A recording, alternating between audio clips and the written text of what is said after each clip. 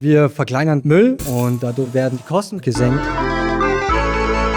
Für mich war es richtig schwer, eine saubere, gerade Linie zu ziehen, vor allem wenn man eine Schweißermaske aufhat. Wir stellen Brikettiermaschinen her. Für was braucht man Briketts? Ganz klar Volumenreduzierung, alternativer Brennstoff, Kühlschmierstoff, Rückgewinnung. Dadurch ersparen wir uns sehr viel Energie. Fasziniert hat mich, dass man auf der einen Seite super genau und mit viel Feingefühl arbeiten muss und auf der anderen Seite hat man mit richtig fetten Maschinenteilen zu tun.